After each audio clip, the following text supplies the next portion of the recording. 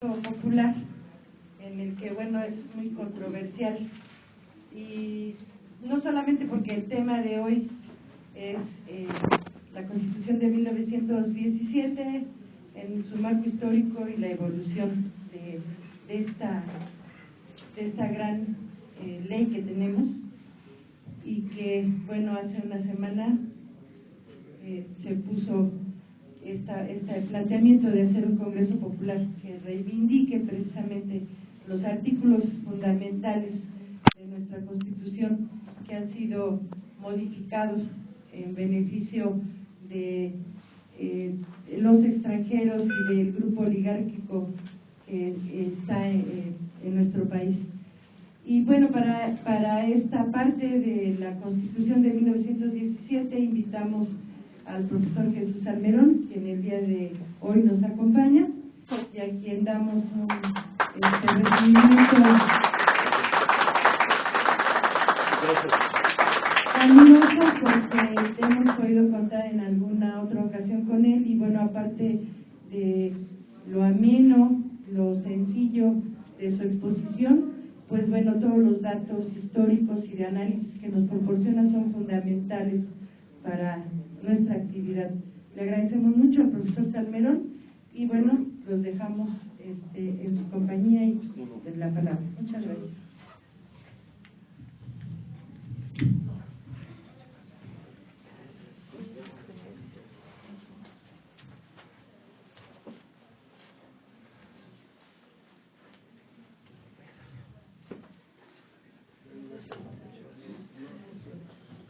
Mejor que lo agarre, señor.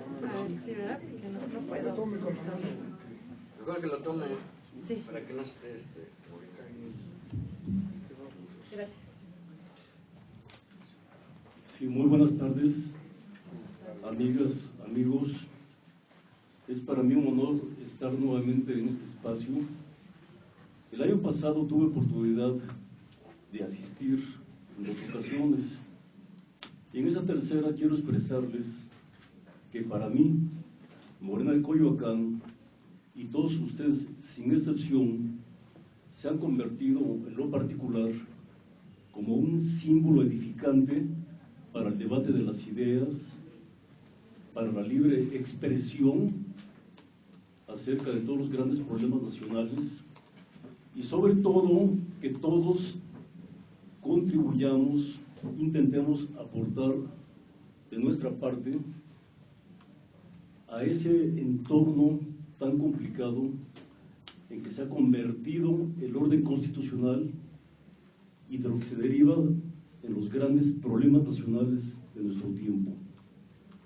Como todos sabemos, el pasado día 5 del presente, en la ciudad de Querétaro, asistió el señor Peña Nieto con su gabinete para celebrar el 97 aniversario de la Constitución de 1917 que se promulgó en aquella misma ciudad. La gran pregunta es, ¿fue a conmemorar realmente el espíritu del Constituyente del 17 o fue a festejar su Constitución? Es decir, porque dista mucho una Constitución que fue promulgada, repito, hace ya 97 años, y que en su esencia original, me refiero a su redacción, tenía 22,000 palabras por 60,000 que tiene actualmente, y dentro de sus artículos Peña Nieto, en los 14 meses que está dentro del régimen de gobierno al frente del Ejecutivo, ha modificado ya durante 21 ocasiones artículos diferentes. Es decir, si esta tendencia sostenida sigue, al final de su sexenio, para el año 2018, habrá en esta Constitución pues un porcentaje de 102 o 103 artículos modificados, lo cual resulta totalmente pernicioso. Pero esta introducción la quiero acompañar comentando a ustedes como bien dice el título, su marco histórico. Es decir, porque una Constitución no se trata de un documento jurídico secundario, al contrario, es una ley fundamental para la mayor parte de los países que actualmente rigen sus políticas públicas y dentro de un marco social también dentro de este orden. Brevemente les diré que la Constitución, como una norma de aplicación y de respeto y vinculación ciudadana con el gobierno, tiene un origen muy remoto. Lo citaré someramente. El primero que aplicó esta norma y este concepto fue el tribuno, orador y filósofo Cicerón. Hablamos de la Roma imperial.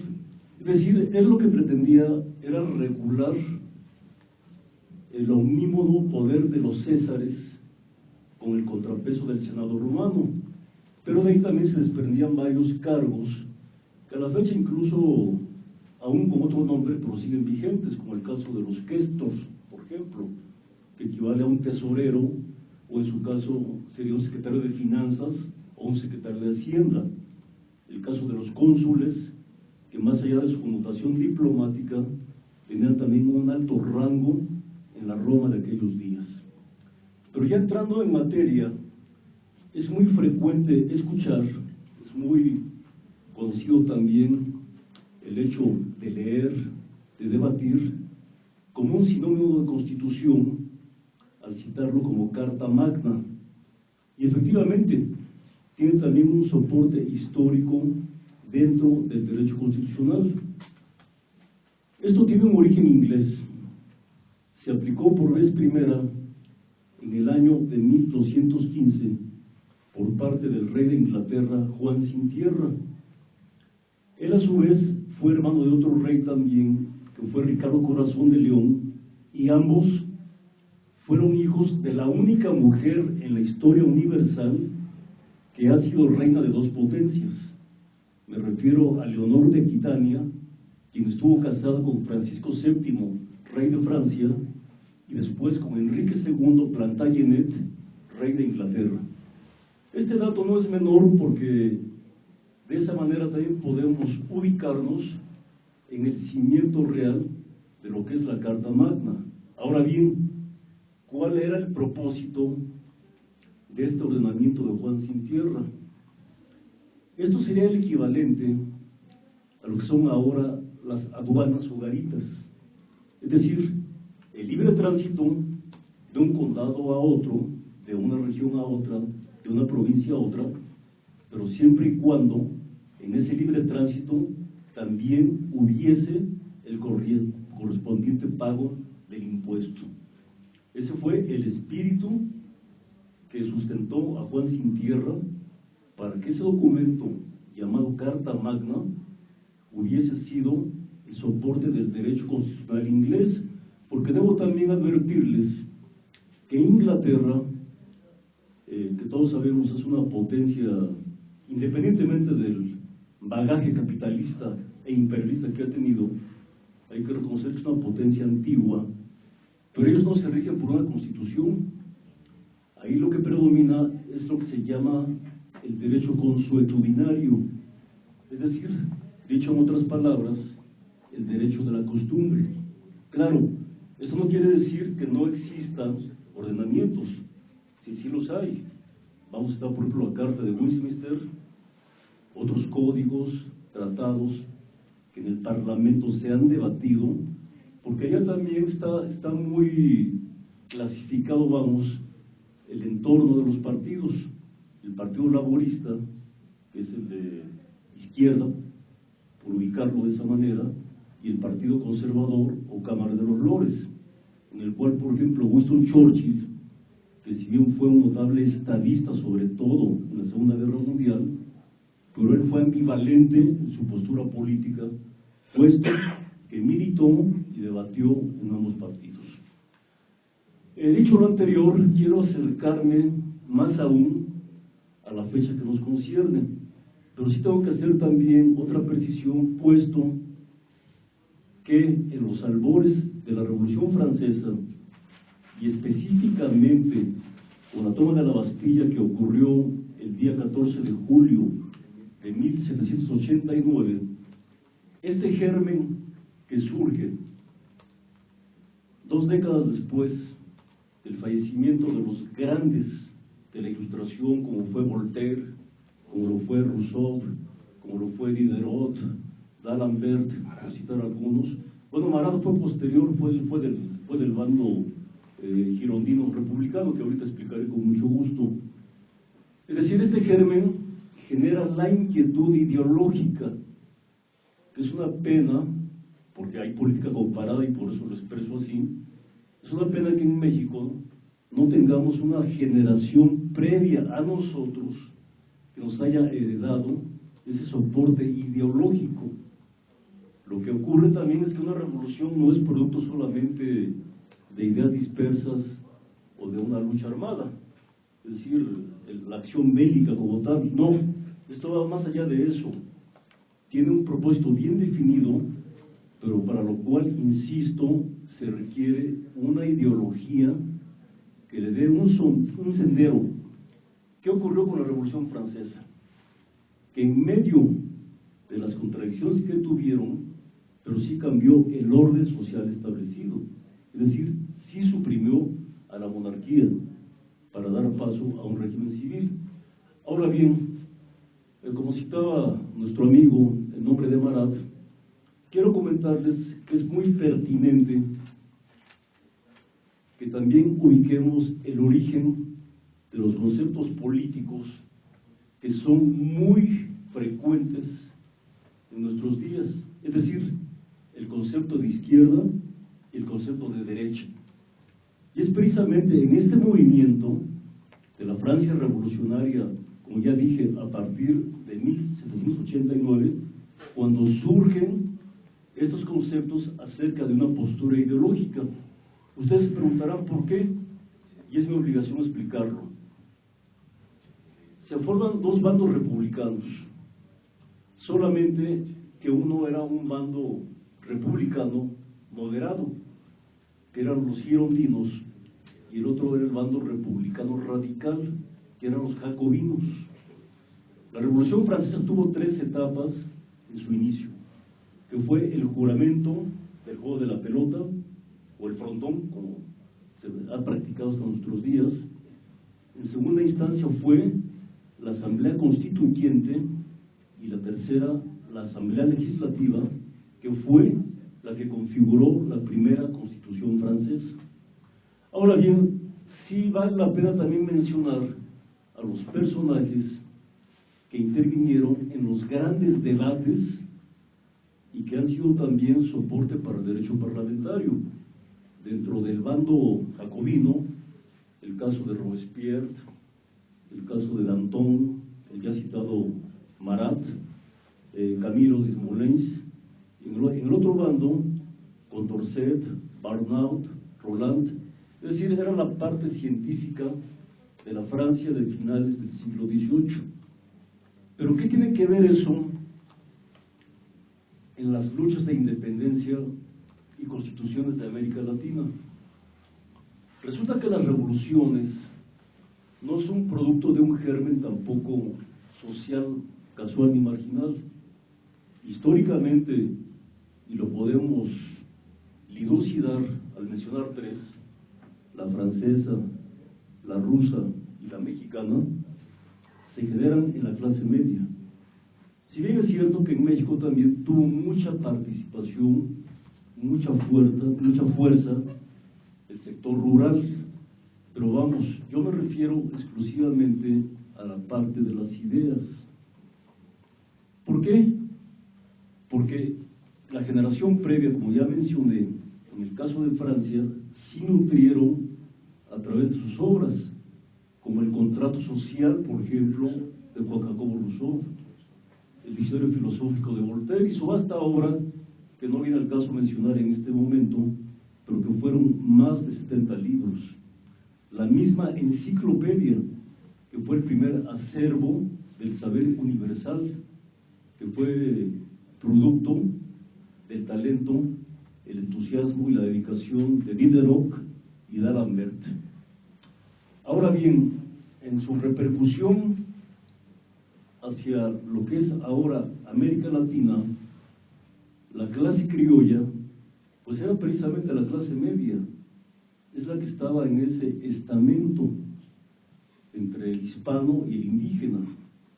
Y es el caso, por ejemplo, de otros países como Venezuela con Simón Bolívar, en el caso, por ejemplo, de Uruguay con Artigas, con José de San Martín, y el caso evidentemente mexicano con Miguel Hidalgo. Pero también la raíz del derecho constitucional mexicano, si bien Miguel Hidalgo promulgó en la ciudad de Guadalajara el 6 de diciembre de 1810 un primer bando donde se abolía la esclavitud, pero después de su muerte, que ocurre al siguiente año junto con la de Allende y Matamoros en 1811, queda un gran vacío, y esta lucha no podía seguir solamente dentro del entorno armado, y es la visión de José María Morelos quien configura el primer proyecto de nación. Es decir, para eso se convoca en una primera instancia a lo que se llamó Junta de Zitácuaro, en donde no estuvo presente Morelos, pero la mano de Ignacio López Rayón fue la que determinó que emergiera aquel documento.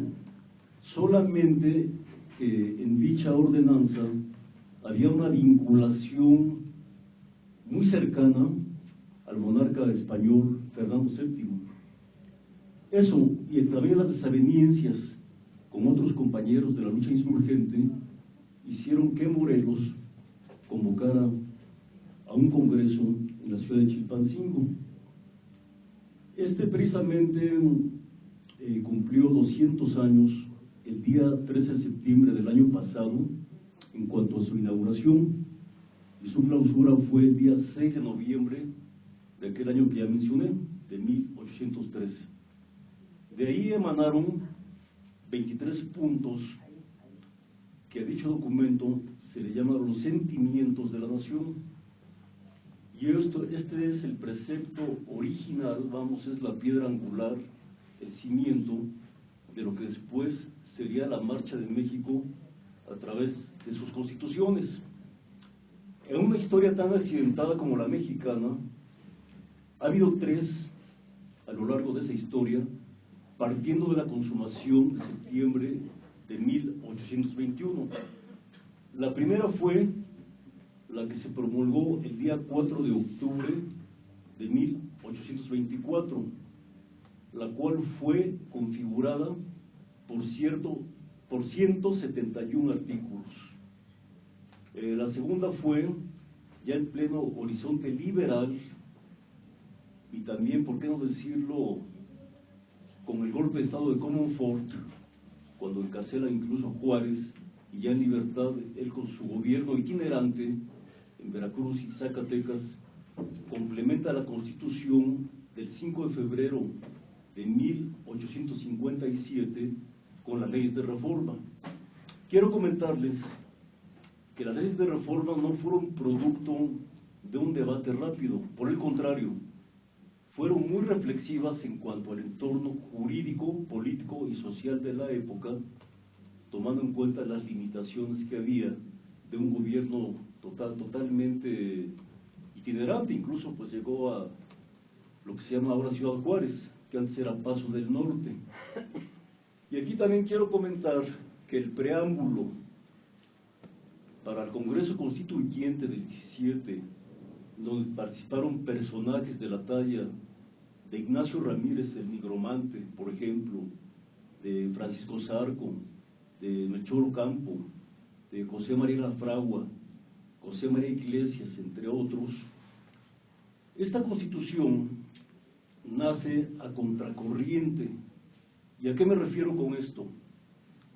Que el Papa de aquella época, que era Pío IX, el día 15 de diciembre de 1856, mediante una encíclica él expidió en Roma, puesto que no existía la Ciudad del Vaticano.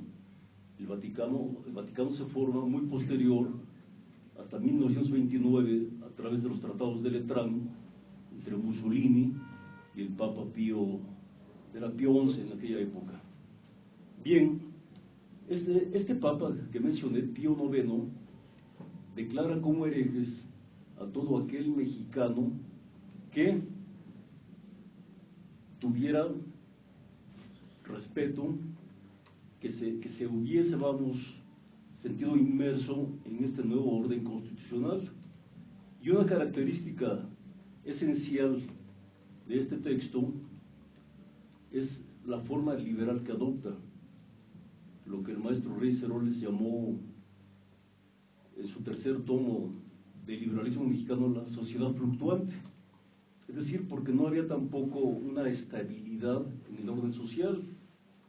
Todos sabemos que la Iglesia Católica era dueña de todos los fueros, incluyendo aspectos como el matrimonio, el registro civil, los cementerios, los diezmos y sobre todo un enorme patrimonio. Y entre la Constitución del 57 y las inmediatas leyes de reforma promulgadas por Juárez,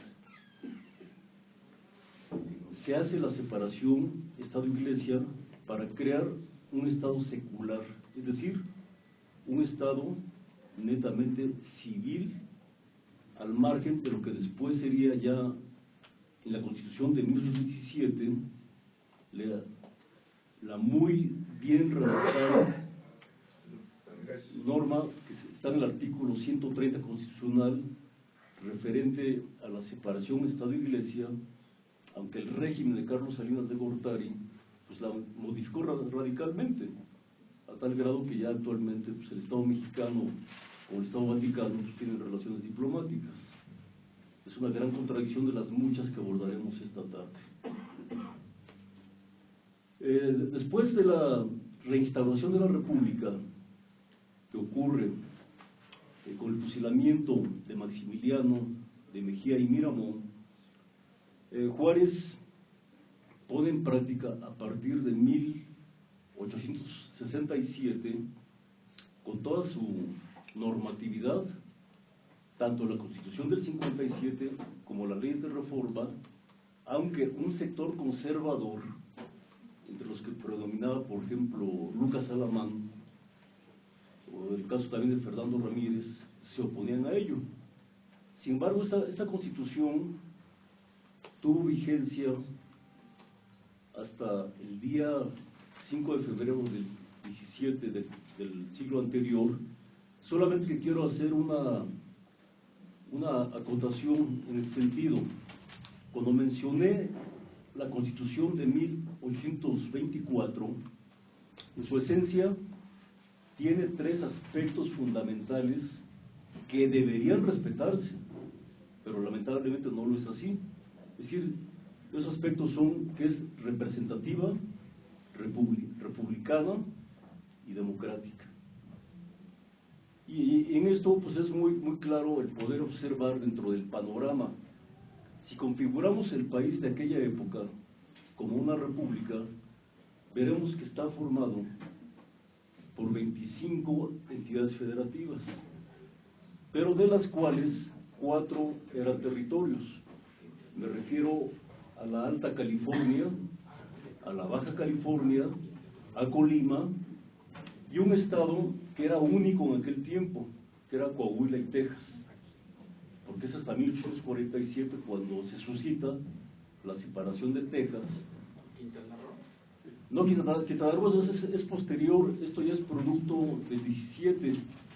Sí, en el 17, lo explico brevemente en este momento, para no perder el hilo conductor. Con la Constitución del 17, la configuración de la República quedó integrada de la siguiente forma: 29 estados, 3 territorios, que fueron Baja California Sur, Baja California Norte y Quintana Roo, y también en un transitorio quedó como territorio el actual estado de Nayarit. A eso se debe que a principios del siglo pasado se haya construido y sigue vigente hasta la fecha también el penal de las Islas Marías. Es decir, básicamente esos territorios tenían un gobierno autónomo, pero solamente en lo territorial, porque eran designados por el presidente de la República. Es decir, los gobernadores no llegaban a ese cargo por medio del voto, no había elección popular. Digo, hubo un caso, por ejemplo, muy señalado, en que un poblano fue gobernador de su estado, obviamente Puebla, y fue gobernador también de Quintana Roo, que fue el licenciado Jesús Merino Fernández. Hubo otro caso también de un hidalguense, que él dentro ya de un exceso de lo que ha permitido también la violación del orden constitucional, fue gobernante en 3 entidades. Fue gobernador de su natal Hidalgo, fue jefe del gobierno del Distrito Federal, que en esa época era la figura de regente, y también fue gobernador de Quintana Roo en el régimen del presidente Luis Echeverría. Digan ustedes si no es un exceso, vamos, ese poder acumulado en una sola persona, pero es también el reflejo del modelo de un orden constitucional que está configurado para no realizarse, vamos. ¿Por qué? Porque tiene en su esencia aspectos de artículos o transitorios muy farragosos, muy poco comprensibles.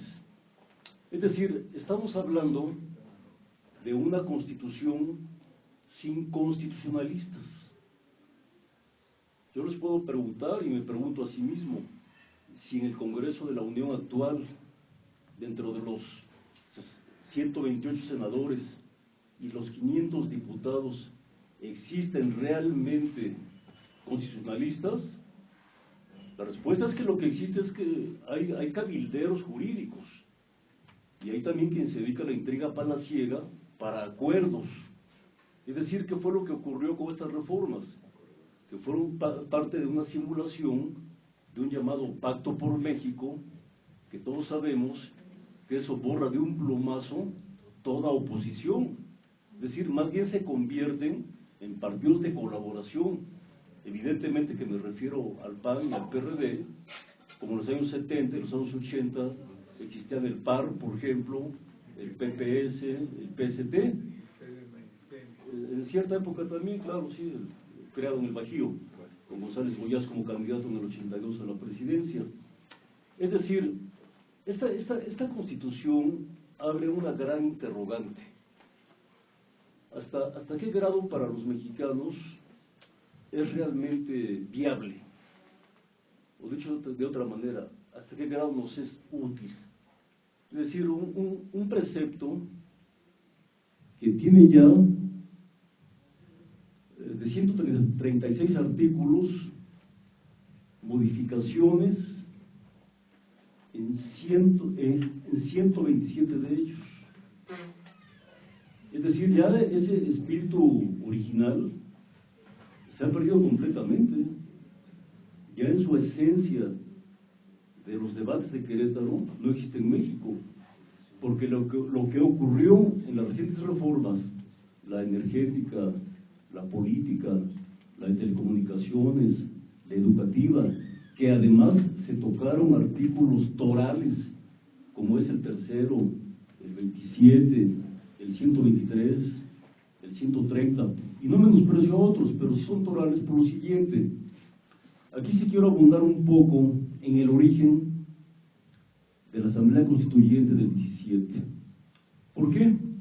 Porque la mayor parte de los libros de nuestra historia nacional, y sobre todo nuestra historia política, por no citar más aún los libros de texto, enaltecen mucho la figura de Carranza.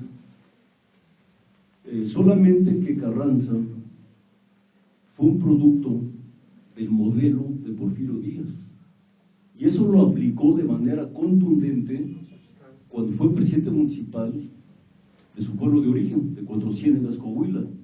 También lo aplicó cuando fue gobernador de aquella entidad. Solamente que él, en la Convención de Aguascalientes, cuando él pretendió que se erigiera como presidente de la República, la fuerza de Francisco Villa y en menor grado la de Zapata impidieron que él llegara a la presidencia. Más bien de esa convención emanaron 3 presidentes, que si bien no fueron de una larga duración en cuanto a sus periodos, pero sí fueron legítimos en su esencia por la convención misma, que fueron Eulalio Gutiérrez, Francisco Lagos Cházaro y Roque González Garza. Entonces lo que hizo Carranza, que para ese momento, hablo de 1914, era gran aliado de Álvaro Obregón, con quien poco tiempo después rompió, él se atrinchera en Veracruz y se autodenomina primer jefe constitucionalista. Pero después del asesinato de Francisco I. Madero, la llegada del dictador Victoriano Huerta, su posterior salida y exilio a los Estados Unidos de Huerta, queda una época de incertidumbre para México, a tal grado que hubo un presidente que duró unos minutos, fue Pedro Lascurain. Los historiadores coinciden en que estuvo 30 o 40 minutos. Lo cierto es que él solamente sirvió como puente en la entrega del Poder Ejecutivo a Victoriano Huerta. Pero en el caso de Carranza, no es tan convencional como se nos ha querido decir y explicar a los mexicanos, que él haya sido el promotor realmente de la Carta Magna de Querétaro. En todo caso, el día de su inauguración de esa Asamblea Constituyente en aquella ciudad, que fue el día 1 de diciembre de 1916, Carranza sí plantea un documento, pero que estaba matizado principalmente por los artículos de la Constitución de 1857, que por cierto, de ahí emanaron 120, y que fue también promulgada el día 5 de febrero del año que acabo de mencionar. Entonces, el día 1 de diciembre del 17, que se inaugura la Asamblea Constituyente, con el planteamiento de Carranza, hay una ala conservadora, afín a él, por supuesto, que no quieren cambios de fondo. Lo que ellos pretendían era solamente hacer ciertas modificaciones que legitimaran a Carranza y de esa manera el poder ya denominarse presidente constitucional de los Estados Unidos mexicanos. Solamente que un grupo de auténticos nacionalistas mexicanos, lo cual Carranza no esperaba, el ala radical, el ala de la izquierda del constituyente, en donde estuvieron al frente el general Francisco Mújica, el general Heriberto Jara, estuvo también el obrero que participó en Cananea, Esteban Vaca Calderón, Héctor Victoria, Alfonso Cravioto, entre otros, fueron los promotores de los artículos que ya mencioné, en una esencia netamente social: el 3º para la educación, el 27 para el problema agrario y el 123 para resarcir los derechos laborales a un conglomerado numeroso de obreros que no tenían ninguna garantía social en aquella época. A pesar de la posición de Carranza, esta Constitución fue promulgada el día 5 de febrero, que ya he mencionado, pero sí quiero también precisarles que el proceso legislativo tiene 6 fases para que pueda legitimarse dentro de ese contexto del derecho constitucional, cosa que no ocurrió en las reformas de Peña Nieto del 2013. Estos 6 elementos o fases, como mencioné, son la iniciativa, discusión, aprobación, sanción, promulgación e iniciación de vigencia. Yo les pregunto a ustedes, ¿realmente hubo debate? En el segundo punto, fueron acuerdos entre ellos, para los 3 partidos, totalmente. Fueron discursos banales, pero ya con una línea muy definida. Y cuando hace rato mencioné que en México hay una constitución sin constitucionalistas, me refiero de una manera más clara a lo siguiente: sí existen constitucionalistas de muy alto nivel, solamente que están en la academia o están en sus bufetes o en la investigación, pero ninguno de ellos está en la Cámara de Senadores, ni tampoco en la de Diputados. Yo solamente me remito a un solo ejemplo para no saturarlos. El caso de un individuo que tiene 32 años de ocupar día con día, y aunque lo diga reiteradamente, de manera ininterrumpida, en los 32 años, cargos públicos. Emilio Gamboa Patrón, que es producto del régimen de Miguel de la Madrid como secretario particular, con Salinas, que fue director del Instituto Mexicano del Seguro Social, de Infonavit, secretario de Comunicaciones y Transportes, con el régimen de Cedillo, director de Lotería Nacional, que ya ha sido diputado y por segunda ocasión senador de la República. Este señor estudió la carrera de licenciado en Relaciones Industriales en la Universidad Iberoamericana, como todavía estaba ubicada aquí en la campestre Churubusco. Más allá de la deformación profesional, puesto que esa carrera principalmente tiene un ámbito en el sector privado y concretamente en un área de recursos humanos, no es un auténtico legislador. Él es producto, como dije antes, de ese cabildeo que se da con tintes palaciegos, pero sí acumula un enorme poder y producto de eso también son reformas muy perniciosas para nuestro país. Cuando hace rato mencioné que nuestra Constitución actualmente tiene 60,000 palabras de las 22,000 palabras originales de la del 17, quiero también precisar que solamente un país de todo el mundo supera a la mexicana, que es la India. Pero estamos hablando también de un ente geográfico muy distinto. Propiamente hablamos de un continente, un país que tiene, y eso lo conozco por un gran estudioso de esa cultura, que es Agustín Paniker, el presidente y director del Electoral Cairós de Barcelona. Ese país tiene 40,000 religiones. Aparte también su clasismo dividido en castas. Es decir, todavía tiene un retraso, porque como república realmente pues es muy reciente. Fue a partir de la muerte de Gandhi, que ocurrió el día 30 de enero de 1948, cuando se logra la independencia. Estamos hablando de un poco más de 60 años.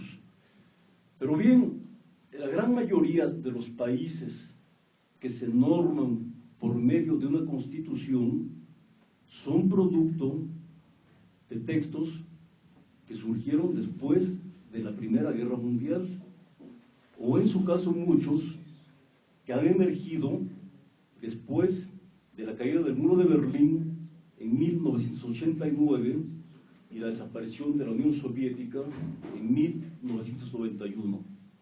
Es muy lamentable que en el caso mexicano, la Constitución del 17, siendo la más vieja de América Latina, es la que tiene el mayor número de reformas. Es realmente aberrante eso. Eso no corresponde a su espíritu original. Pero el otro gran problema que tenemos enfrente, que lo tenemos en el corto plazo porque es una evidencia, es que dentro de la población mayoritaria del país en la actualidad, realmente muy poco interés hay por saber en qué consiste la Constitución, es decir, en qué nos beneficia, en qué nos protege, o sea, qué derechos nos otorga, pero derechos para ejercerlos, no solamente en el papel. Yo tengo encuestas certificadas, encuestas fehacientes acerca de este gran problema, donde un 90% de un universo de la población actual de México o no sabe qué es la Constitución o no le interesa. Pero por supuesto que esto no puede ni debe quedar así, de ninguna manera. Para el año 2017 se cumple el centenario de esta Constitución, pero también Peña Nieto estará en su penúltimo año de gobierno. Con este pernicioso inicio, en que todo indica que estas políticas públicas que han sido de una total violación a la Constitución, como ya dije antes, la materia energética, en donde las leyes reglamentarias ni siquiera sabemos cómo van a ser redactadas, porque son tan confusas.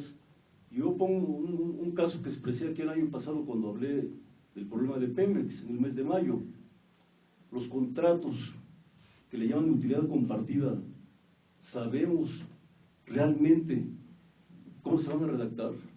Lo que sí sabemos es que van a beneficiar, y de hecho ya están beneficiando al capital extranjero. Hace 2 semanas que asistió Peña Nieto con algunos colaboradores al Foro Económico de Davos en Suiza, ya el director de Pemex, Lozoya, firmó un contrato con un empresario ruso netamente privado. ¿Qué nos explica eso?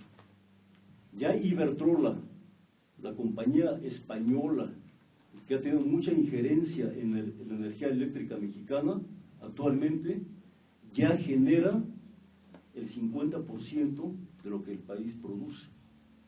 Entonces a eso le podemos llamar reformas. Pero evidentemente, y lo quiero reiterar, para el centenario yo estoy seguro que la misma conciencia social tendrá un despertar. ¿Por qué? Porque no hay pueblo, no hay país, no hay habitantes que aguanten tanto abuso, tanta corrupción. Porque además también dentro de estas reformas ahora resulta que para el 2018 ya desaparece la Procuraduría General de la República y se crea la Fiscalía de la Federación. Esto no es un simple reacomodo dentro del texto constitucional. Esto es mucho más grave de lo que podemos leer en esas líneas. Esto se remonta a lo que ocurrió con aquel delito de disolución social. Y sí lo quiero enfatizar, porque eran leyes de excepción. Es decir, cuando fueron hundidos los 7 buquetanques mexicanos que transportaban petróleo, como el Faja de Oro, el Potrero de Llano, el Amatlán, el Poza Rica, el Coatzacoalcos, las Chuapas, el presidente Ávila Camacho decretó formalmente, mediante un decreto, la guerra al eje. Me refiero al eje Berlín-Roma-Tokio, es decir, Alemania, Japón, Italia.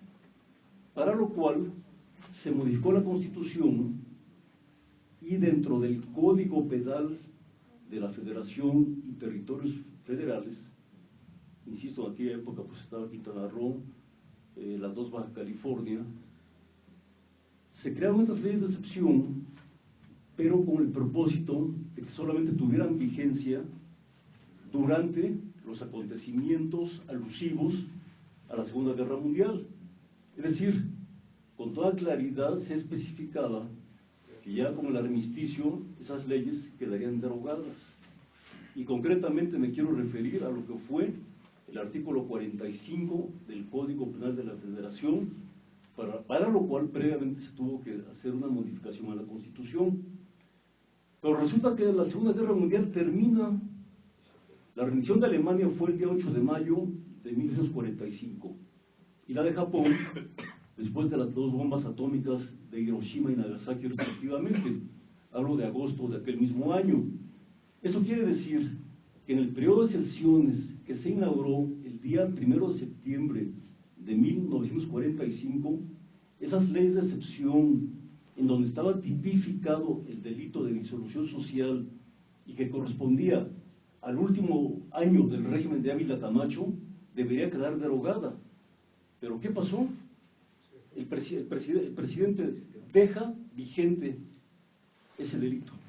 Pero más aún, para el día 1 de septiembre de 1946, en que llega Miguel Alemán a la presidencia de la República, lejos también de derogar este pernicioso ordenamiento, lo amplía al 145 bis, y esa fue precisamente de las grandes demandas del 68. Y en el pliego petitorio estaba perfectamente estipulado la derogación de ambos artículos. Y con este Código Penal que está en puerta con Peña Nieto, pues estamos ya en la antesala de llegar a eso. Solamente con la PGR pues lleva otro nombre, Pero en el fondo es una serie de reformas confusas, densas, no comprensibles y además muy reiterativas. ¿Por qué?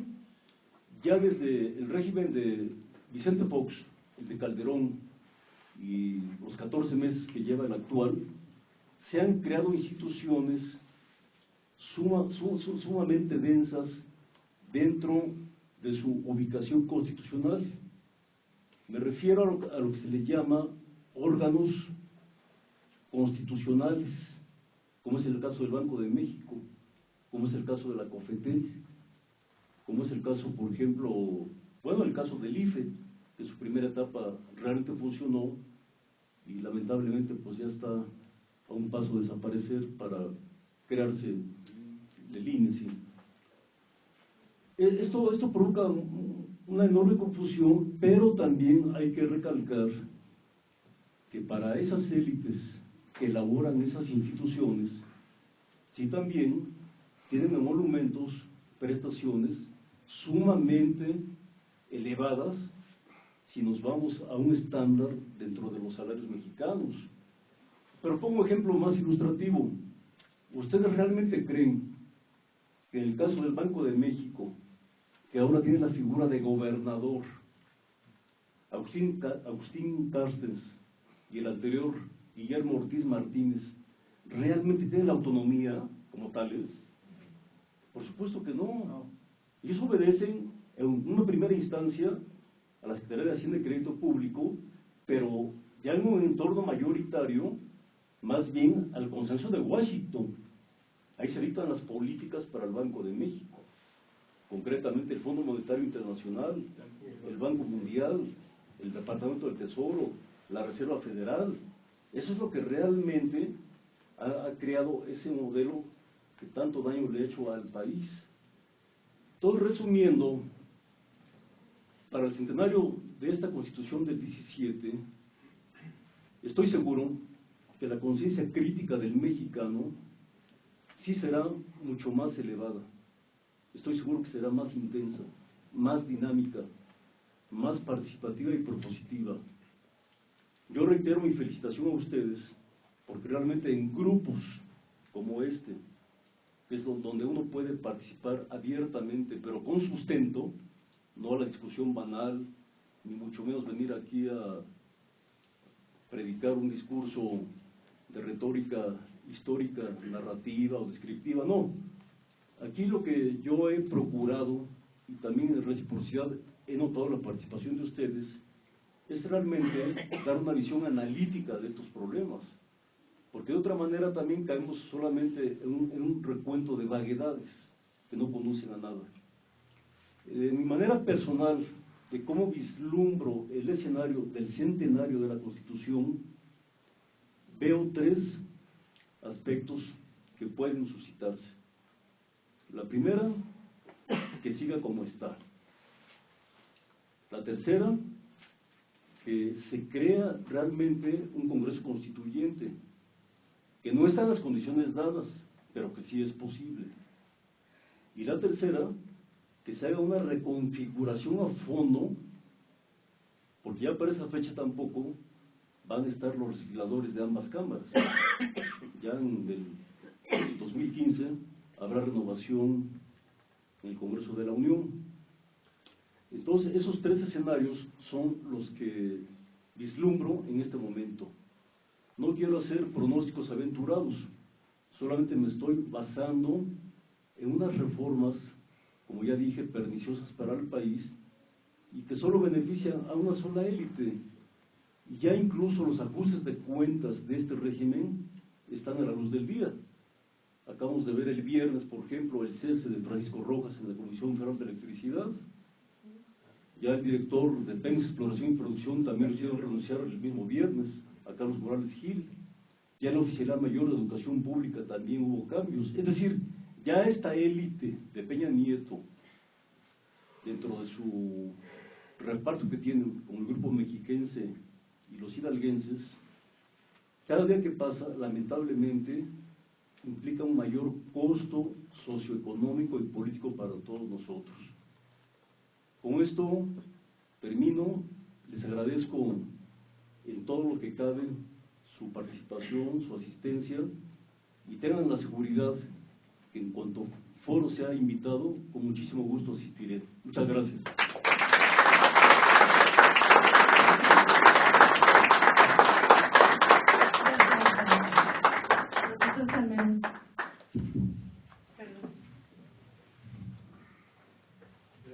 Muchas gracias por su brillante exposición.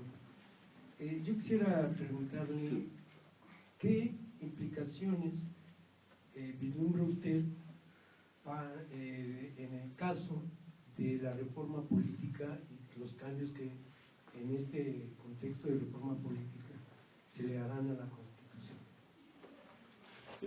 Mire, esto es sumamente claro. Se está adoptando un modelo eminentemente centralista.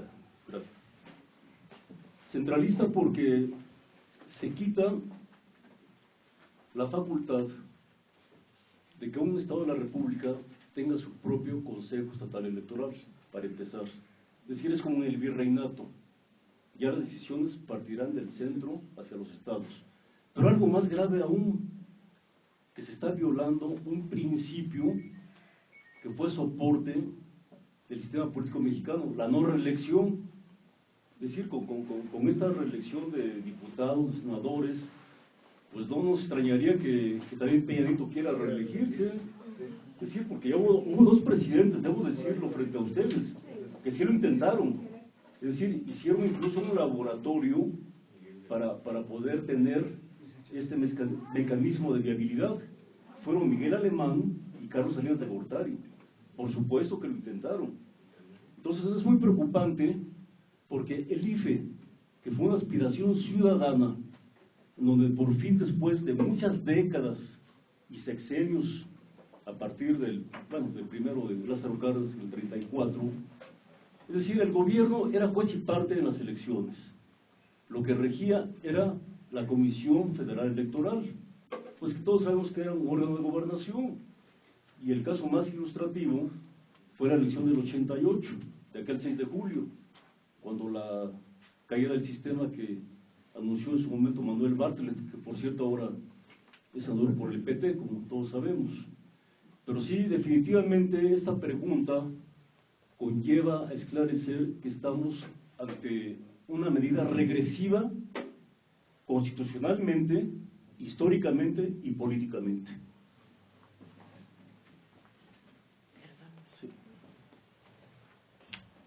Maestro, gracias por la conferencia, estuvo muy brillante, muy fundamentada. Hace quizá 1 año y medio, 2 años, aquí en México no nos imaginábamos movimientos de autodefensas en Michoacán. Quizá no lo percibíamos a ese grado. Dadas las condiciones en que se está gobernando el país, dado el desaseo legislativo, en términos históricos, analíticos, es posible que se geste en forma natural un movimiento de autodefensa del petróleo.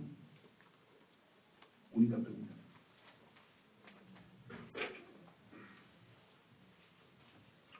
En alusión a esta inquietud, debo decirle que hubo una reforma en el año 2012 en donde la figura constitucional del referéndum es totalmente legítima, es legítimamente válida para poder proceder a eso. Aquí lo que ocurre también es que los partidos políticos, en su afán de cuotas de poder y prebendas, ellos han asumido un papel, como lo mencioné durante la charla, pues un papel de conveniencia para sus propósitos. Pero en el caso del petróleo, más allá de lo que usted mencionó al principio de las autodefensas de Michoacán, evidentemente digo que no puede ser una lucha armada, por supuesto, pero sí tiene que ser un movimiento masivo, para lo cual el papel de la izquierda es fundamental, porque ya lo hemos visto sobradamente, esa alianza PRI-PAN para su conveniencia y su posterior incorporación del PRD, pues básicamente desde que estaban los chuchos, tanto Zambrano como su tocayo. Pero sí la izquierda, y en este caso particular, tiene un papel muy importante Morena,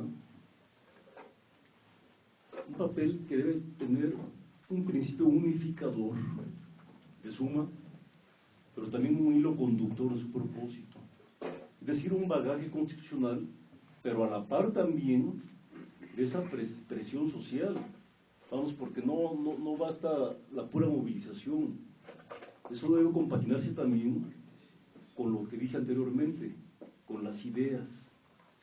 Ideas, porque seguramente, digo, esto no solamente la energética, sino las otras reformas van a llegar a la Suprema Corte de Justicia, precisamente por los intereses que afectan, en muchos casos, o por lo confuso con que fueron redactadas, y su puesta en vigor en que no sabemos ciertamente cuál va a ser el efecto de esas leyes reglamentarias. Pero sí, por supuesto que esto es viable, es factible, pero reitero estas precisiones. Tiene que ser con ese factor de una izquierda unificada de manera coherente, dejando ya esas ancestrales divisiones, pero una izquierda auténtica, propositiva, y sobre todo con ese bagaje nacionalista que distingue a Morena. Muchas gracias, maestro.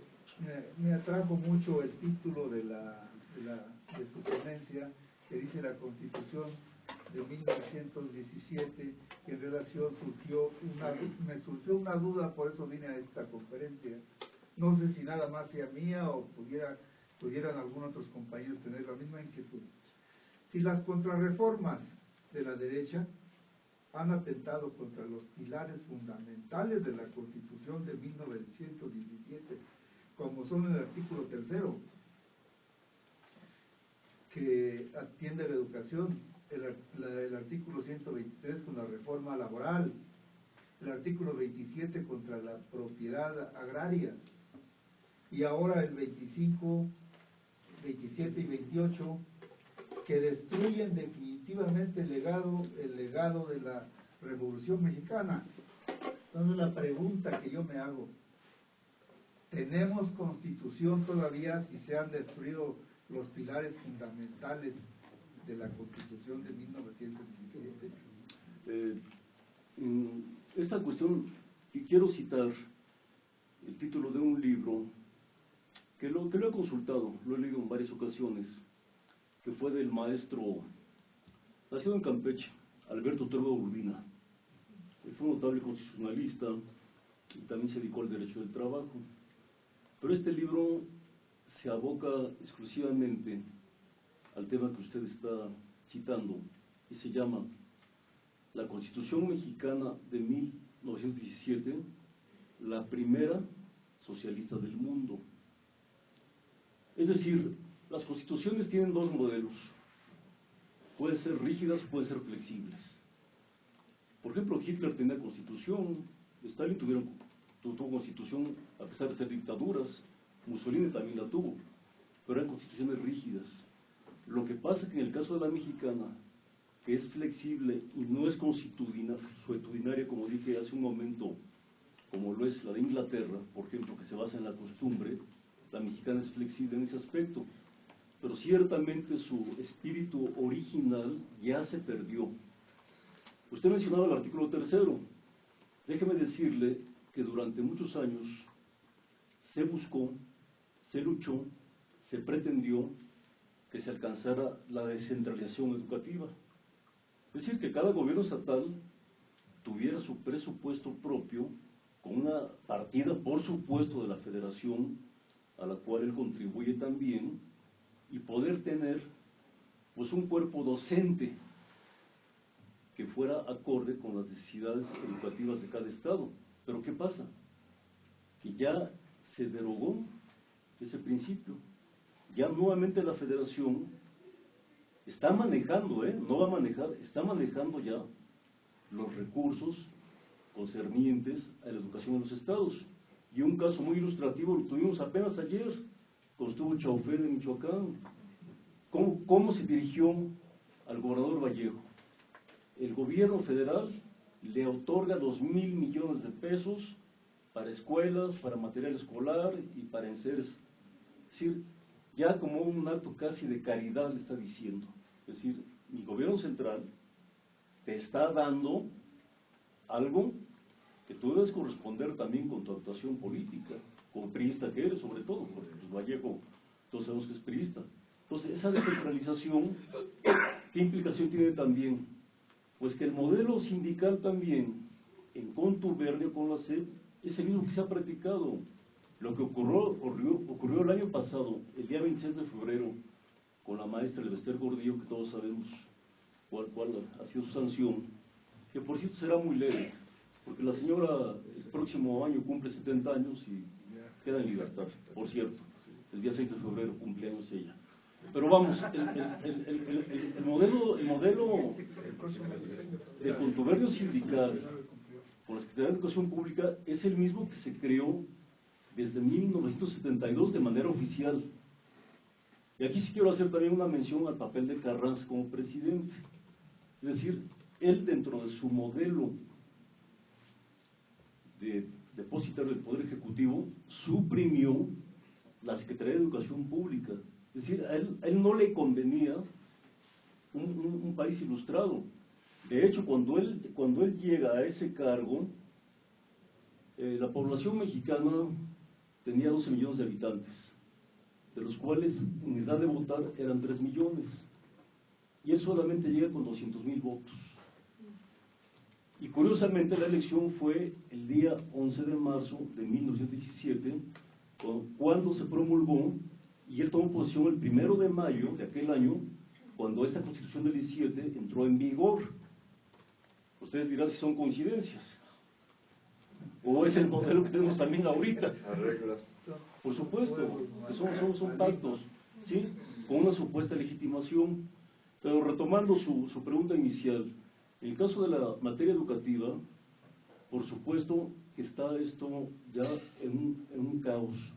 Los mismos libros de texto gratuito que fueron creados durante el régimen del presidente López Mateos, con Martín Luis Guzmán al frente de esa institución, la CONALITEC, pues son libros con cientos de errores, libros que no educan, libros que no ilustran, libros que no son pedagógicos, libros que atentan a la enseñanza. Sin embargo, este régimen se escuda en que fueron diseñados por el régimen anterior, pero lo real es que fueron entregados a partir de este primer año escolar que le correspondió ya tanto a Peña Nieto como presidente, como a Emilio Chaufer como secretario de Educación Pública. Pero aquí todo esto son pactos, y se lo digo de una manera muy precisa y rápida.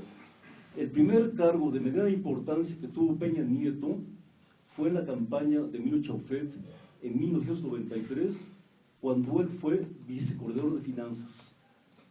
Desde ahí viene, vamos, esa confabulación entre ambos. Sí.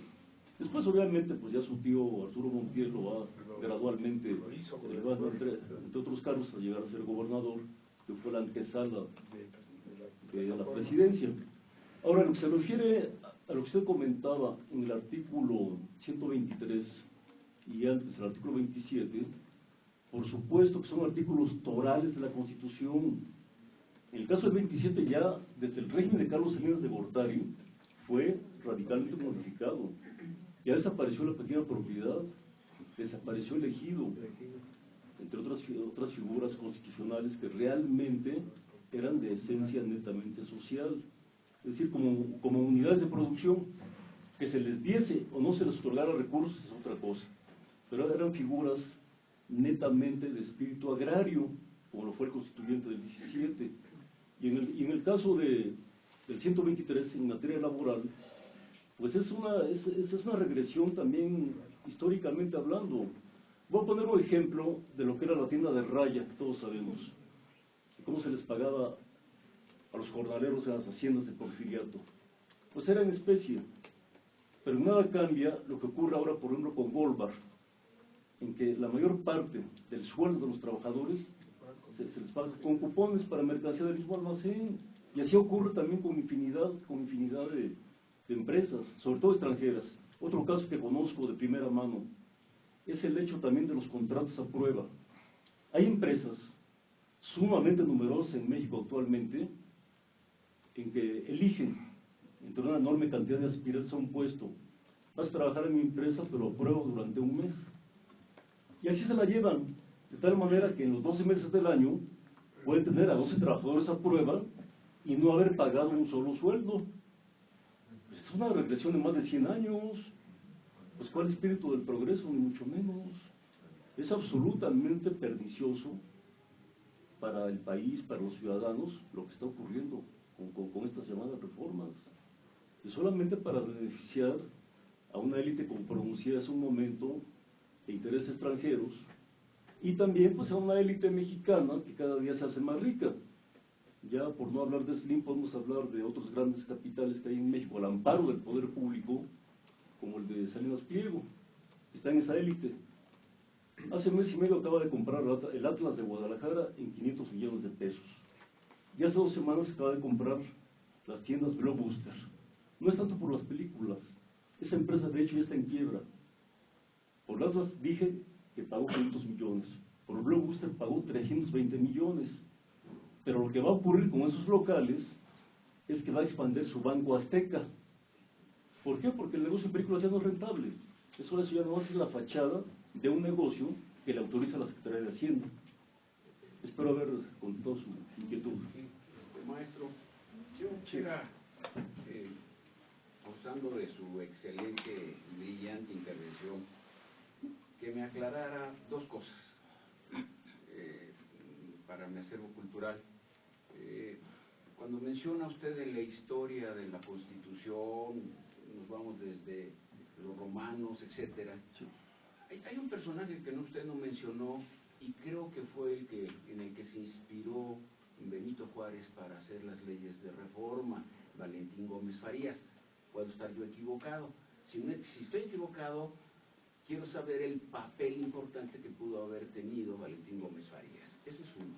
Segundo, en la Constitución, la inspiración de la Constitución y la misma Constitución habla que el poder es único e indivisible, y sin embargo, cuando entramos al capítulo de la división de poderes, habla del poder se divide en 3. Para mí, la Constitución es anticonstitucional, porque el poder es único e indivisible. Debía, a mi criterio, decir que para el ejercicio del poder, contará con 3 órganos de adscripción, pero no poderes: el órgano legislativo, el órgano judicial y el ejecutivo, o el órgano ejecutivo. Ese es mi punto de vista. Quisiera conocer su opinión sobre el particular. Sí, miren, el primer caso, cuando usted menciona a Valentín Gómez Farías, él fue un político jalisciense, solamente que su papel fue muy anterior al Congreso Constituyente del 57. Más bien, entre otras instituciones que él alentó, que él configuró, está la Sociedad Mexicana de Geografía y Estadística, de 1831. Pero agrupaba un grupo de masones. Sí, entre otros, sí. Pero realmente dentro del horizonte liberal, a los que mencioné hace un momento, como Zarco, por ejemplo, Ignacio Ramírez el Nigromante, como José María Lafragua, todos ellos, por cierto, después ocuparon un cargo en el gabinete de Benito Juárez. Solamente el que rompe con él fue el Nigromante, porque bueno, pues él lo acusa de reeleccionista. Después de ser compañeros en luchas políticas, rompen finalmente, y de una manera además muy drástica. Ahora, en lo que se refiere usted a los 3 poderes, ejecutivo, legislativo y judicial, no quise extenderme hace un momento por lo siguiente. El derecho tiene 3 fuentes, que es la jurisprudencia, la costumbre y la doctrina. En el caso mexicano, es una larga consecución de fuentes del derecho que emergieron de otros países, pero principalmente debo decirle que la primera constitución política a nivel mundial fue la de los Estados Unidos de septiembre de 1787, adoptando la obra de de Tocqueville, La democracia en América, que él a su vez se nutre del espíritu de las leyes de Montesquieu, donde él ya cita el equilibrio, la balanza de los tres poderes, pero también a su vez él se nutre del inglés John Locke, en sus 2 ensayos sobre el gobierno civil, se deslinda que el poder no podía ser acumulado, como lo citaba por ejemplo Maquiavelo en El Príncipe, o en otras figuras de la monarquía, porque hay que tomar en cuenta que en el siglo que promulga Estados Unidos su constitución, el siglo XVIII, la mayor parte del mundo europeo, que era el que tenía la hegemonía del poder y la economía mundial, pues era a través de reinos, de principados, o el caso de Rusia, de zares, que finalmente pues iban a lo mismo, a la obtención del poder a través de dinastías. Insisto, la norteamericana fue la primera que se redactó bajo ese aspecto constitucional de los tres poderes.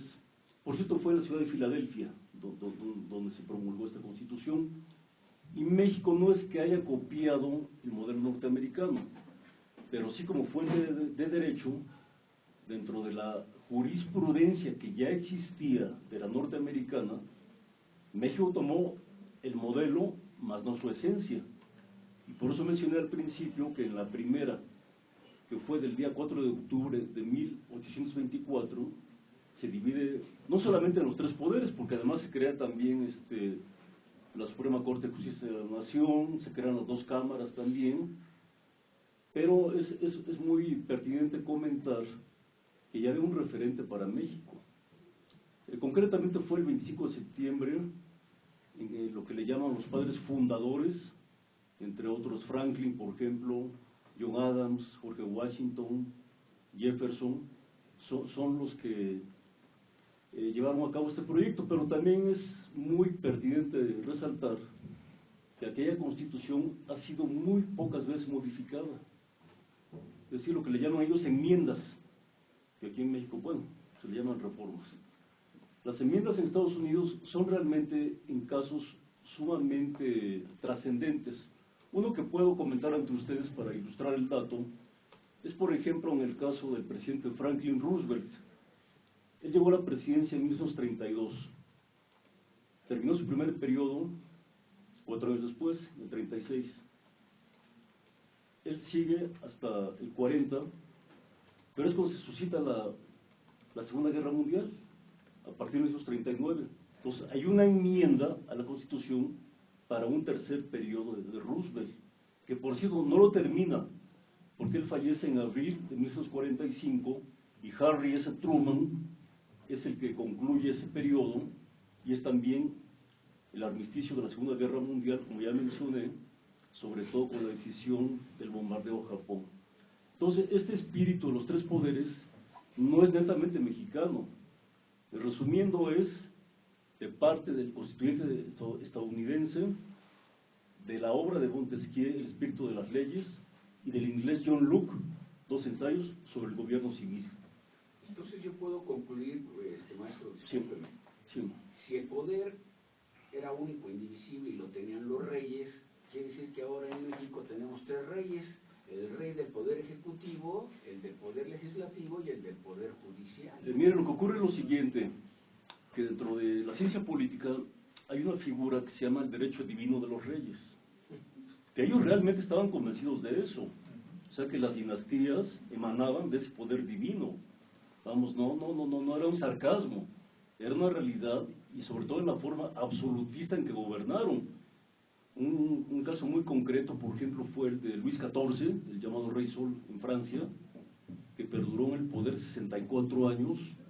Otra que fue muy longeva, tanto en edad como en el evidente ejercicio del poder, fue la reina Victoria, que en Gran Bretaña duró 63 años, esta reina. Es decir, aquí lo que ha cambiado en cuanto al modelo, y me remito a la Revolución Francesa, es la transformación del orden social establecido, básicamente.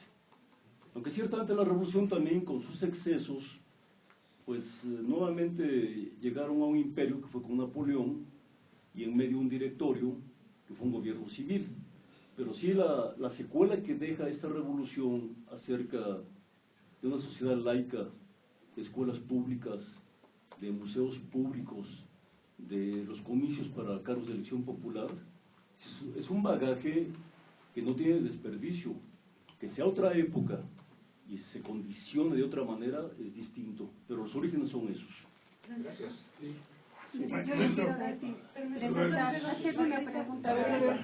Es que, a ver, repasamos Francisco, Ramón, el compañero y Margarita.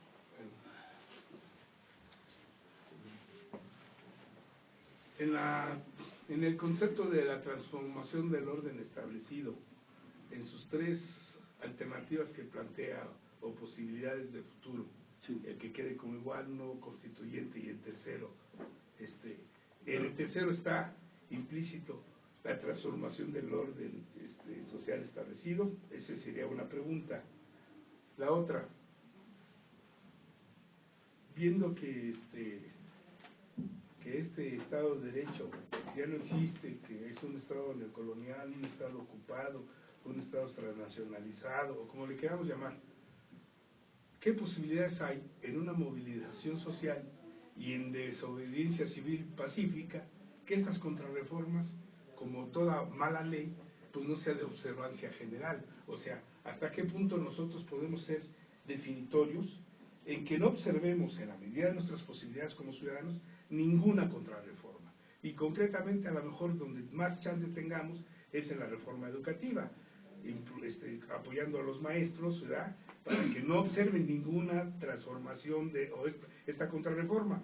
En el caso que exista una gasolinera Texaco o móvil o qué, pues hacer un cerco y que no cargue gasolina. O sea, ¿qué posibilidad hay y qué fundamento jurídico hay en términos de la desobediencia civil pacífica ir en contra de estas leyes o contrarreformas?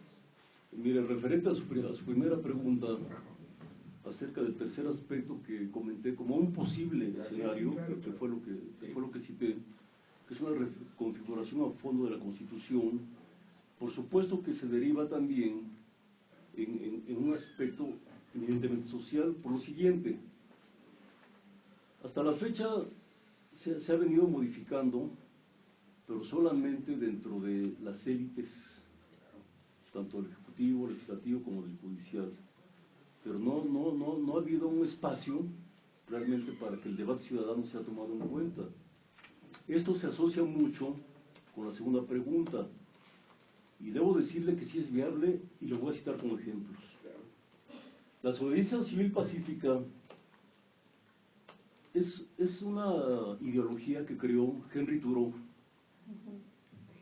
Henry Thoreau fue un personaje nacido en Concord, Massachusetts, que en los años 40 del siglo antepasado, él egresó de Harvard. Pero más allá de eso, él se negó a pagar $20 por el título a un Estado que permitía la esclavitud. Y otra indignación de él, que lo motivó también a crear este precepto de la desobediencia civil, fue la invasión de los Estados Unidos a México en 1847.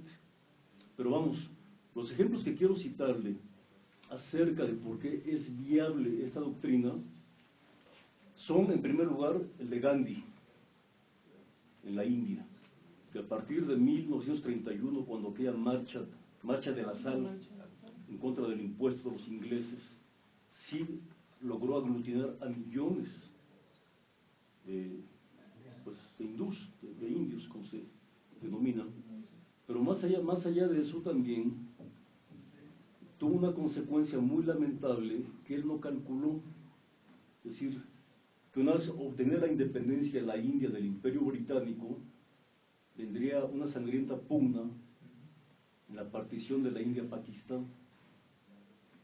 Ahí hay un libro muy ilustrativo que se lo sugiero a ustedes, que se llama Esta noche es la libertad, en donde se explica de una manera muy puntual esta lucha de Gandhi su lado favorable acerca de la independencia para su país, pero también el lado que generó esta violencia. Por eso también es muy pertinente que se cuide mucho ese aspecto de que las ideas sean sustentadas dentro de un marco jurídico, pero con un espíritu social.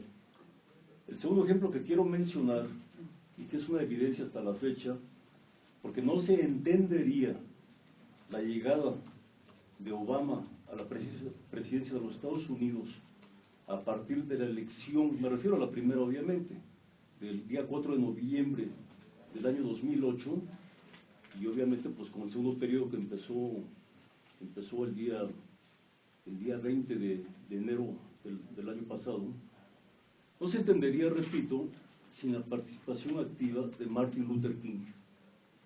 Él fue un gran líder que, sobre todo en aquella marcha hacia el Capitolio en Washington, que fue en agosto de 1964, que está llamada fundamentalmente Tengo un sueño, y que ese sueño 50 años después se convirtió en realidad, un sueño acerca de la igualdad de los derechos civiles de los norteamericanos en contra de la discriminación racial, que le permitió obtener el Premio Nobel de la Paz, pero también pagó con su vida, igual que Gandhi, esta misma postura, aunque en diferente época. Sí considero que con estos ejemplos, claro, adaptándolos al caso y a la circunstancia mexicana, es decir, a nuestra idiosincrasia, a nuestra formación social, pero sí son viables, por supuesto. La desobediencia civil pacífica, en otra ocasión que esté en este foro, voy a traer un artículo que yo escribí sobre eso, porque es algo que no es muy comentado. Es decir, se sabe el concepto, pero cómo se originó a través de la desobediencia de Henry Thoreau, que él además, debo decir, que dentro de una sociedad como la norteamericana, excesivamente consumista, él hizo un ejercicio de vida individual campestre, cuando él construyó su propia cabaña en un terreno que le prestó su maestro Randolph Emerson a las orillas del río Concord. Y ese ejercicio de vida actualmente está muy marginal. Todos estamos inmersos en una catarsis urbana, totalmente. Pero sí el ejemplo de Thoreau acerca de la reflexión, acerca de la discusión y acerca de cómo institucionalizar una ideología que de lo particular pasa a lo comunitario, por supuesto que es factible. Maestro, perdón, mire, yo llevo 5 años aquí en Morena y por lo menos aproximadamente 3 días leo el periódico La Jornada. Sí.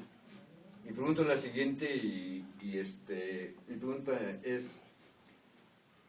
de todas las opiniones, recomendaciones, críticas, etcétera, ¿usted cree que alguna vez esa o muchas, no sé, influyen o pueden influir para que en un todo, no sé, cambien un poco todos los funcionarios del país, sí, todos, vaya, sí, o en un todo, nada más es para que ustedes nos retroalimenten información, vaya, si a los que tratamos de leer esto, vaya, esa es mi pregunta, maestro. No, mire, el caso es muy ilustrativo y tiene su génesis precisamente en un periódico que es soporte de su movimiento, el que fundó Ricardo Flores Magón, Regeneración.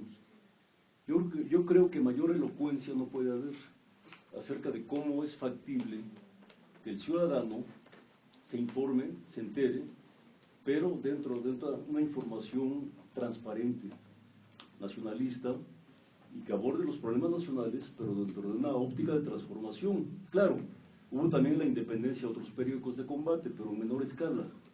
Por ejemplo, que fundó Hidalgo en Guadalajara, Despertador Americano, y que fundó el padre José María Cos. Pero este periodismo de combate también emerge con la Revolución Francesa. Ahora, en su concreta pregunta acerca del diario La Jornada, que lo lee usted 3 veces a la semana, me dijo, ¿verdad? Aproximadamente. Debo decirles a todos, sin excepción, que La Jornada, que fue creado en 1984, es el único periódico que está dirigido por una periodista, la señora Carmen Lira. Y hago esta acotación muy enfática porque todos los demás periódicos están dirigidos por empresarios actualmente, uno por uno. Tienen un corte netamente empresarial que les permite, por un lado, dado su contubernio con el poder público, tener mayores preventas. Y me remonto a un caso que conozco muy de cerca, el caso de Excelsior. En realidad, aunque aparecen dentro del orden jerárquico el padre e hijo, los Vázquez Raña, me refiero a Olegario Vázquez Raña y al hijo Olegario Vázquez Aldair, en realidad los propietarios de lo que fue la cooperativa Excelsior de otras épocas son los hijos de Marta Sagún. Los prestanombres son los Vázquez Raña, que es muy diferente. Y esto lo comento porque la deuda que tenía la cooperativa con Regino Díaz Redondo, con este otro periodista Nava que fue asesinado, era sumamente elevada para que Excelsior pudiera pagarla. Ya en la época en que Francisco Gil Díaz era secretario de Hacienda en el régimen de Vicente Fox, la deuda por concepto de impuestos era de 3,000 millones de pesos. Sin embargo, la venta de los activos de Excelsior que autorizó Gil Díaz fueron por 500 millones. Y estamos hablando de un periódico que tiene la mayor infraestructura en cuanto a rotativas y a bienes inmuebles, porque no es nomás la esquina de Bucareli y Reforma, no, también tiene instalaciones en Donato Guerra, tiene bodegas en Vallejo, tiene todavía en Paseo de Tasqueña, que fue un fraccionamiento que suscitó un gran problema en el régimen del presidente Echeverría también, pero que originalmente fueron terrenos de la cooperativa Excelsior. Entonces, estamos hablando de un conjunto inmobiliario sumamente valioso que no corresponde a la cantidad con la cual fue pagada. Mire, yo le quería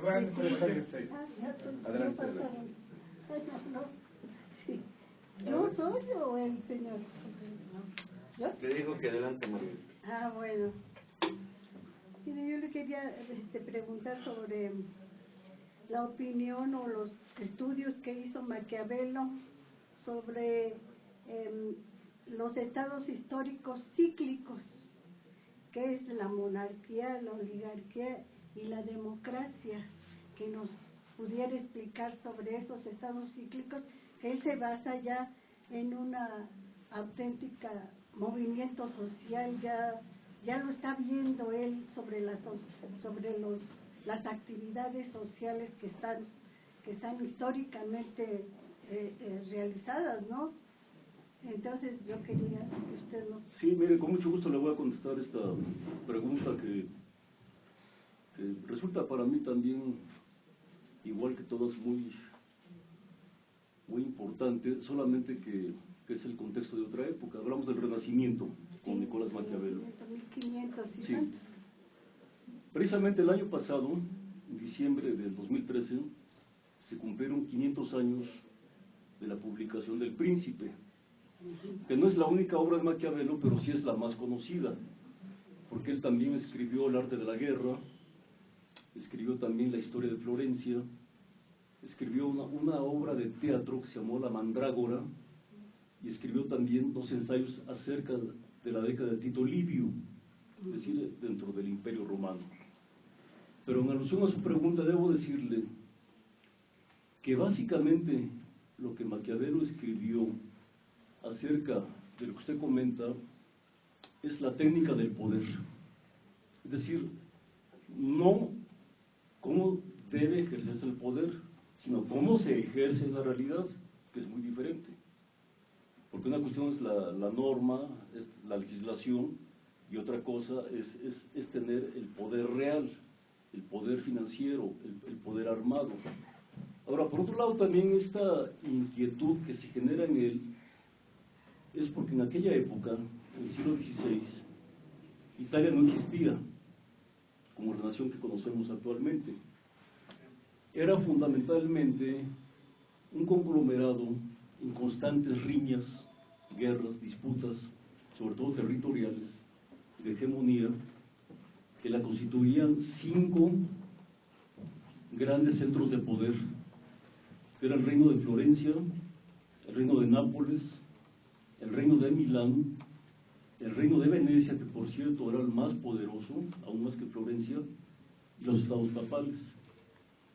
Maquiavelo intuye que esto no podía seguir de esa manera, que tenía que haber un efecto unificador, cosa que se logra finalmente hasta el siglo antepasado, con la lucha de Mazzini, posteriormente de Giuseppe Garibaldi.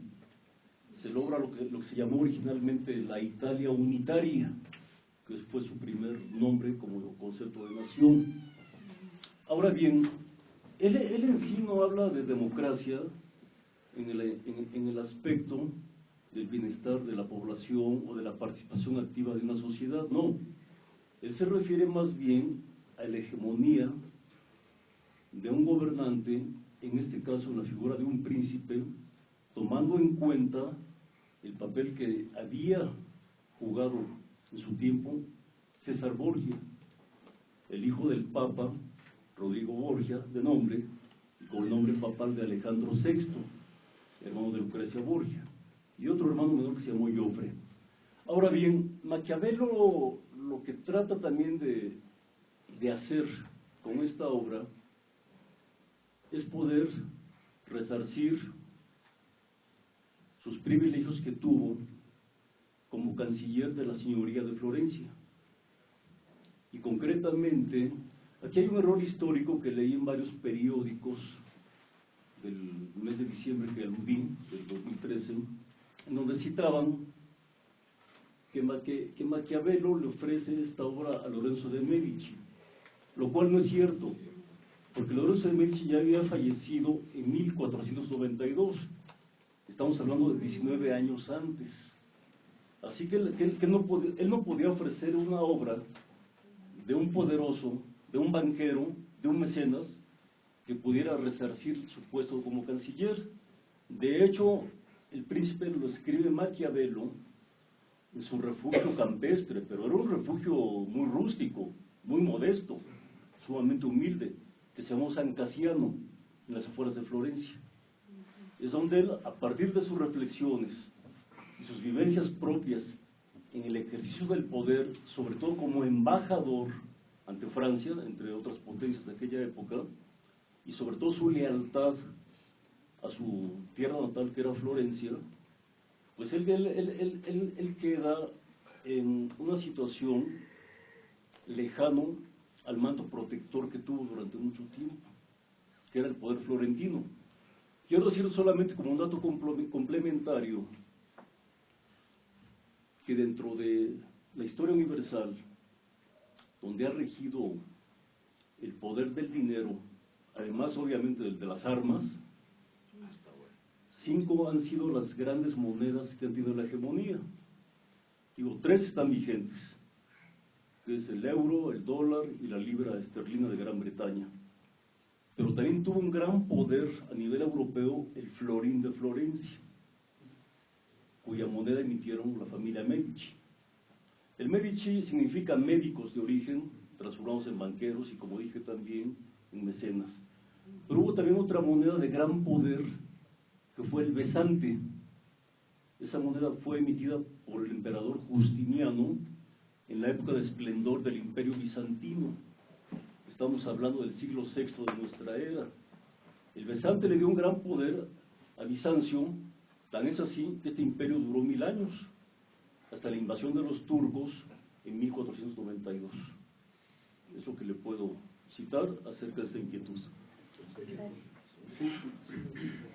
Quisiera preguntarle algo sobre si de alguna manera el centralismo, el presidencialismo que ha caracterizado a nuestro sistema político ha hecho, claro, con muchas otras cosas, ha hecho que los municipios hayan quedado en el olvido, que los gobiernos locales o estatales los hayan olvidado y que de alguna manera este abandono y este olvido esté resultando en reacciones, en expresiones populares desesperadas, pero justificables, entendibles, como son las autodefensas en Michoacán y en otros estados de la República, que por supuesto no se saben, porque de las que no se hablan.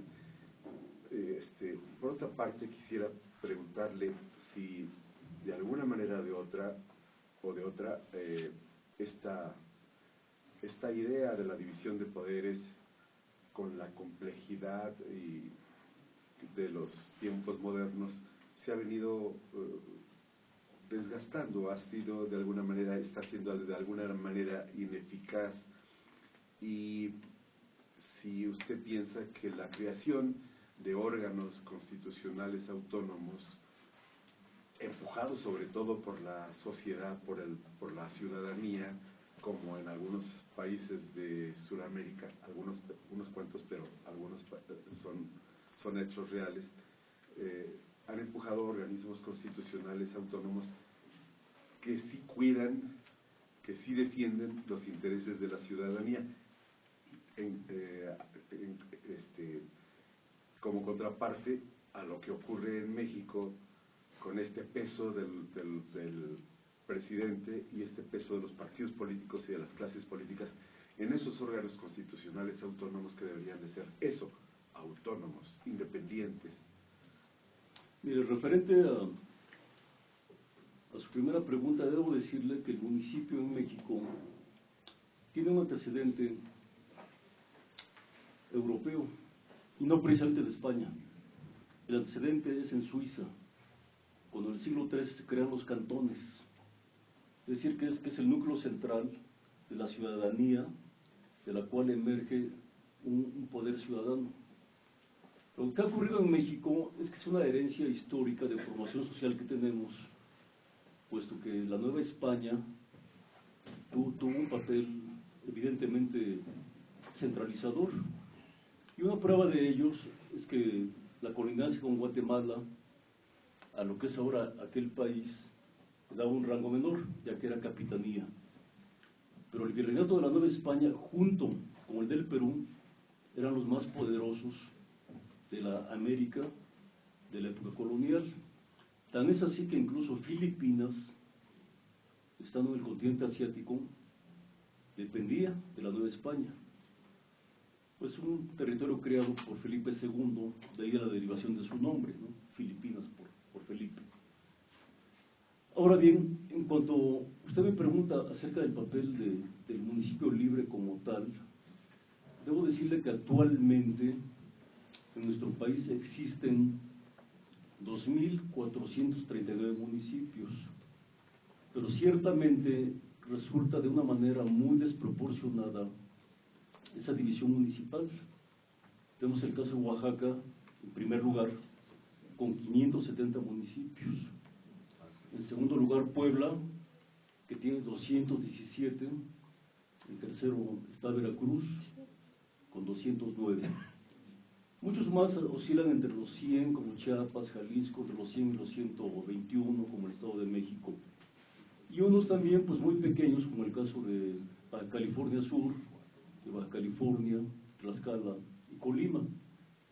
Pero ciertamente desde la primera constitución a la que me referí, del 4 de octubre de 1824, el que tuvo un papel impulsor para que esta constitución fuera centralista, curiosamente, fue un mexicano que tuvo otras cualidades como personaje. Sin embargo, en este aspecto no lo fue Fray Servando Teresa de Mier.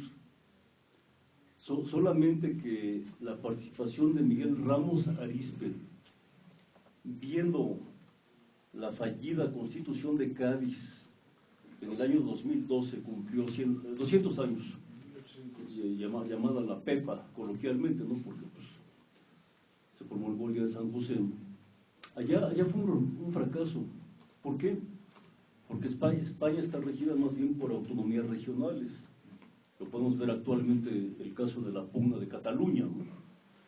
Que su presidente de la Generalitat, que por cierto es una figura medieval que rige esa comunidad, con su centro de poder en Barcelona, pues ellos pretenden una separación de lo que es España como nación, solamente que esto implica también que va a ser muy difícil que ocurra. ¿Por qué? Porque hay también el precedente de que otras autonomías con tanto o más peso, por ejemplo como el País Vasco o Andalucía, Galicia, es evidente que intentarían lo mismo. ¿Y qué pasa? Que ahí se derrumba completamente el Estado español. Pero en el caso de México, la centralización tiene ese precedente histórico que comenté, y es un problema también de formación social, porque ha habido algunos intentos de desconcentrar algunas instituciones. Yo recuerdo, por ejemplo, el caso del INMECAFE, que lo trasladaron a Jalapa, o el caso del INEGI, que lo ubicaron a Aguascalientes. Pues no funciona porque finalmente el centro de poder es la capital de la República. Pero curiosamente también la capital de la República tiene más bien una asamblea legislativa que no tiene las facultades que sí tienen los 31 congresos locales. Por eso aquí se ha propugnado tanto, y uno de los que impulsan esa reforma es Porfirio Muñoz Ledo, por cierto. Sí, exactamente. La Constitución lo que prevé en el caso de que desaparezca como Distrito Federal, lo que conocemos esta entidad federativa, se transformaría y se llamaría el Estado de Anáhuac. Ahora bien, esta centralización se agudizó más con una reforma que data de 1928, que fue el último año en el poder por parte de Plutarco Elías Calles. Porque anteriormente esta ciudad, y lo pongo como ejemplo porque también es pertinente para la provincia, para los municipios, no existían las delegaciones políticas, como las conocemos ahora las 16. Lo que existía eran municipalidades, la de Mixcoac, la de Coyoacán, la de Tlalpan, que por cierto no se llamaba como tal. Tlalpan se llamaba San Agustín de las Cuevas. Y ya antes que Toluca fuese capital del Estado de México, Tlalpan lo fue en 2 ocasiones. Quiero también hacer ese agregado. Existía también la Gustavo Madero, que concierne a la Villa de Guadalupe. Este modelo cambió con una reforma del presidente Luis Echeverría. A partir de 1974 ya se crearon como las conocemos. Y por cierto, bueno, pues uno de los logros fue a partir del referéndum de 1993, en donde ya por vez primera el cargo de jefe de gobierno de la Ciudad de México sería de elección popular, que fue el caso del ingeniero Cárdenas, que solamente estuvo 3 años en ese, bueno, menos porque pues él después delegó a Rosario Robles, no terminó. Después fue el licenciado López Obrador, que continuó su parte final en Encinas, después Marcelo Ebrard, y ahora el caso del actual Miguel Ángel Mancera. Pero retomando el caso de los municipios, ciertamente tienen un exceso de marginación. No solo me refiero a los servicios públicos, o más claro aún, a los servicios de bienestar, sino también al grave riesgo de lo que usted comenta, de las autodefensas. Esto no solamente es privativo de Michoacán, de hecho en el estado de Guerrero, esto dentro de los usos y costumbres ya se ha venido manejando. Solamente que quiero agregar que el primer estado en donde se gestó la guerrilla rural fue precisamente Guerrero. Y esto fue a raíz de un movimiento que se suscitó en 1960, en donde se configuró la desaparición de poderes de parte de un militar, que era el general Raúl Caballero Aburto, gobernador de esa entidad, y la Comisión Permanente del Congreso de la Unión dictaminó que al no haber garantías desaparecieron los poderes del Estado el día 4 de enero de 1961. Yo tuve oportunidad, con el paso de los años, de platicar con un senador que fue integrante de aquella comisión que se llamó Juan Manuel Terán Mata, que por cierto él fue constitucionalista. Él representaba al estado de Tamaulipas, de donde era originario, y entre otros también estuvo un senador guerrerense, licenciado Carlos Román Celis, un chapaneco Castillo Tielmas, quienes hicieron un dictamen, pero estrictamente apegado al derecho constitucional de que no haya garantías en Guerrero. De aquel movimiento surge la figura de Genaro Vázquez Rojas, primero dentro de un ámbito cívico, y al decir cívico me refiero a una postura dentro de una política electoral. ¿Por qué?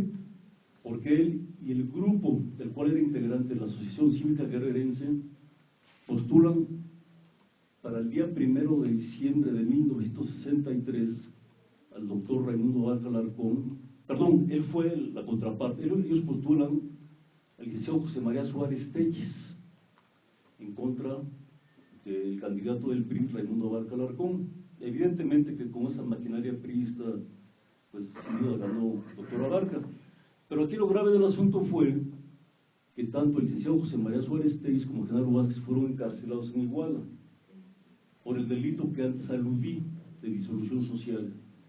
El caso del licenciado Suárez Telles, su permanencia en la cárcel fue más breve, no así la de Genaro, que estuvo hasta 1967, y al preparar su fuga de dicho penal de Iguala, es porque él se fingió enfermo, y en el traslado al centro de salud, él de ahí, repito, se fuga y se va a la sierra, y surge realmente la guerrilla, como se conoce en su connotación.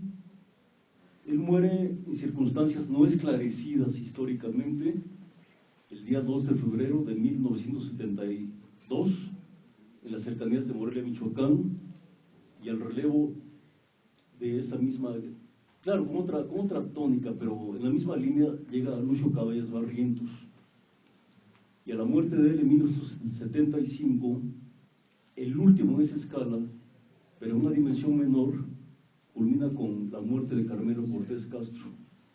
Entonces esta secuela que acabo de explicar nos permite también ilustrar cómo la marginación regional y municipal han hecho que estos movimientos sean emergentes en momentos de coyuntura, solamente que ahora ya han dejado de ser de coyuntura para establecerse ya de una manera más estable también, porque no creo que solamente con la llegada del comisionado Castillo a Michoacán se vaya a resolver esto. Esto tiene muchas implicaciones.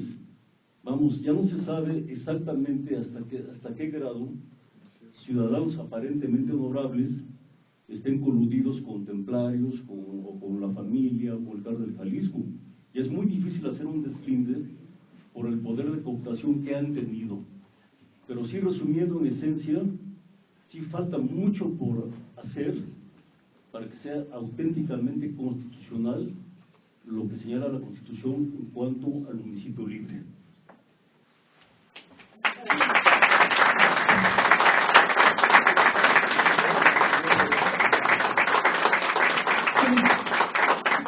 Muchas gracias, compañeros, por su asistencia. Muchas gracias al profesor Salmerón, y esperamos contar muy pronto nuevamente con él, y nos vemos aquí la semana que viene. Muchas gracias. Gracias.